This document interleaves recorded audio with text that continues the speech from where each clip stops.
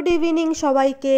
দেখো তো আজকে আমি কোথায় আসলাম। এটা হলো আমাদের গুরুদেবের আশ্রম, শ্রী শ্রী রাম ঠাকুরের আশ্রম।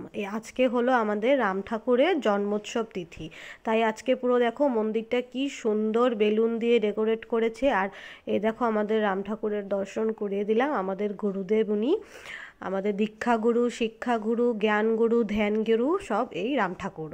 তো দেখো ওনাকে সাজিয়েছে কি সুন্দর করে। সবসময় এইভাবে সাজানোই থাকে মন্দিরটা, কিন্তু জন্মোৎসব উপলক্ষে বেলুন টেলুন দিয়ে পুরো মন্দিরটা দেখো কি সুন্দর করে সাজিয়েছে।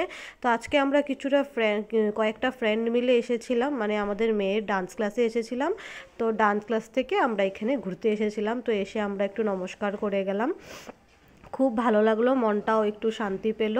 যেহেতু এখানের দীক্ষিত আমরা, তো মন্দিরে না আসলে ভালো লাগে না। কোনো উৎসবের সময় বলো বা কোনো ওকেশনের সময় বলো, মন্দিরে আসাটা আমাদের কাছে জরুরি। তার জন্য আসি, আর মাঝে মধ্যেই আমি আসি রাম ঠাকুরের এই আশ্রমে। তো আমার সাথে সবাই একবার বলো হরে কৃষ্ণ কৃষ্ণ কৃষ্ণ হরে হরে, হরে রাম রাম রাম হরে হরে, জয় রাম জয় রাম। এটা দেখো নিচের জায়গা, সিঁড়ি দিয়ে নামার পরে নিচে এদিকে ভোগ খাওয়ানো হয়, প্রসাদ খাওয়ানো হয়, সেদিকেই সবাই বসে আছে। তো এই যে দেখো এখানে হরে কৃষ্ণ যেটা আমি মাত্র বললাম, যেটাই আমাদের সব, সেটা এখানে লেখা। টাটা।